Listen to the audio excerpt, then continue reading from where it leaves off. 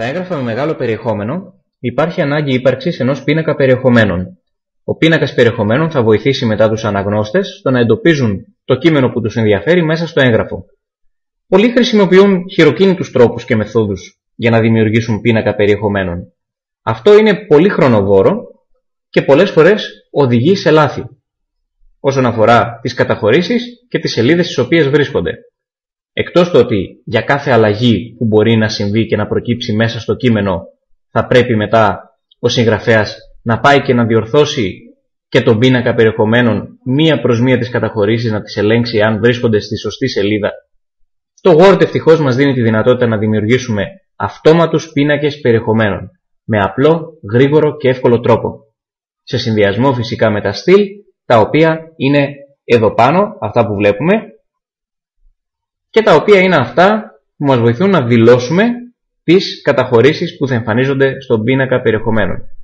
Στο κείμενο που έχουμε μπροστά μας και το οποίο είναι διαθέσιμο για να το κατεβάσετε ώστε να κάνετε την εξάσκησή σας στο βίντεο που βλέπετε, παρατηρούμε ότι έχουμε κάποιες πόλεις και παρατηρούμε ότι έχουμε το Μακεδονία που είναι το κεφάλαιό μας στην ουσία, που έχει μέσα τη Βέρεια, την Άουσα και την Κοζάνη, και την Ήπειρο όπου έχει τα Ιωάννινα, την Ιγουμενίτσα και την Άρτα.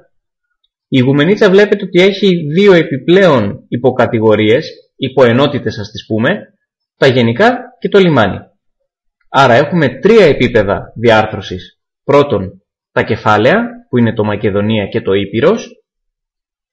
Δεύτερον, τις ενότητες του κάθε κεφαλαίου, Βέρεια, Νάουσα και Κοζάνη, Ιωάννινα, Ιγουμενίτσα και Άρτα, για τη Μακεδονία και την Ήπειρο αντίστοιχα, και έχουμε το γενικά και το λιμάνι που είναι η υποενότητα της ενότητας Ιγουμενίτσα. Πάμε να δηλώσουμε με τα στυλ τι είναι το κάθε τι. Θα επιλέξω το Μακεδονία και θα ορίσω το στυλ επικεφαλίδα 1. Θα επιλέξω και το Ήπειρος, μιας και είναι στο ίδιο επίπεδο, και θα κάνω το ίδιο.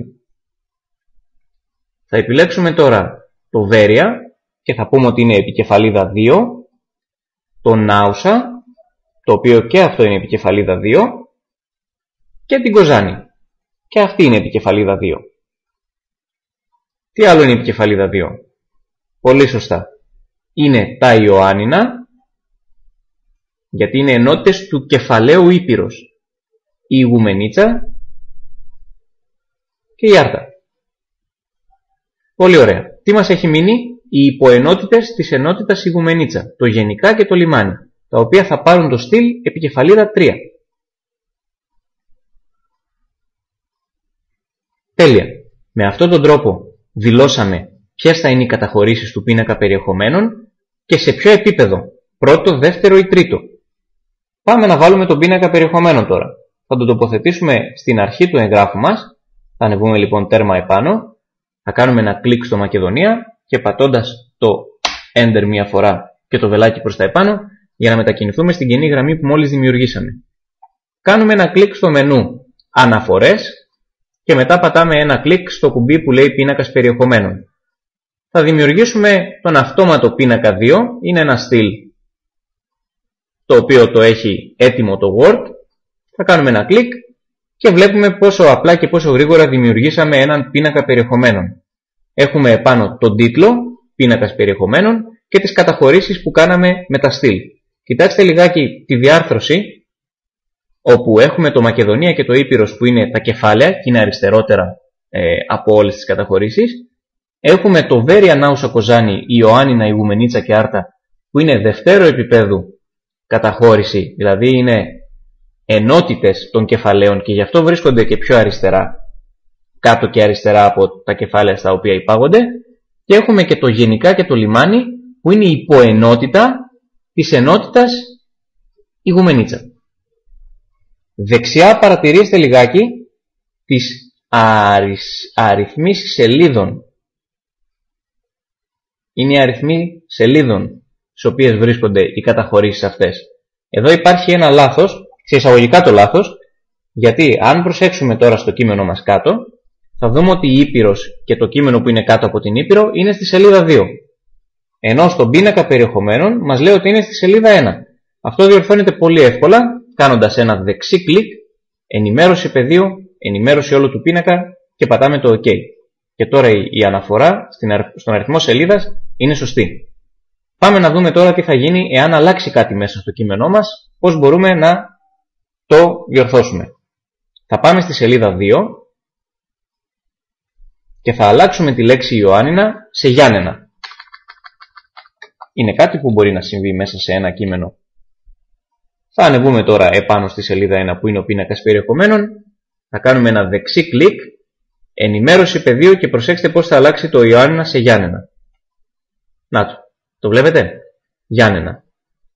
Τι άλλο μπορεί να συμβεί? Θα μπορούσαμε για παράδειγμα να αλλάξουμε την σελίδα στην οποία βρίσκεται ένα κείμενο. Και θα το κάνουμε με την άρτα.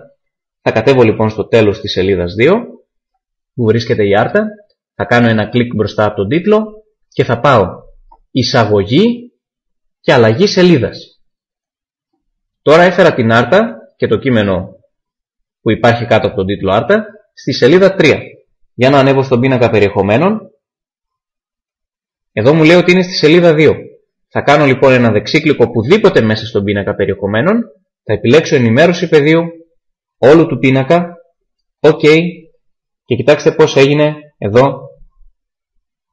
Ο αριθμός ενημερώθηκε και έγινε 3. Θα μπορούσα να σας δείξω και επίσης τι θα συμβεί εάν διαγράψω μια καταχώρηση από τον πίνακα περιεχομένων. Για παράδειγμα, θα μαρκάρω το κείμενο άρτα και θα πατήσω το backspace, να το σβήσω. Ας ανέβω τώρα στη σελίδα 1. Με ένα δεξί κλικ, ενημέρωση πεδίου, βλέπετε ότι πλέον η άρτα δεν υπάρχει. Γιατί έσβησα το κείμενο και την καταχώρηση που αντιστοιχούσε στον πίνακα περιεχομένων. Αυτά από εμάς. Αυτός ήταν ο τρόπος για να φτιάξετε εύκολα και γρήγορα ένα πίνακα περιεχομένων. Ελπίζουμε να εξασκηθείτε και να το πετύχετε με την πρώτη. Από την ομάδα του GetCert, γεια σας και ευχαριστούμε πολύ. Περιμένουμε τα σχόλιά σας για το συγκεκριμένο βίντεο.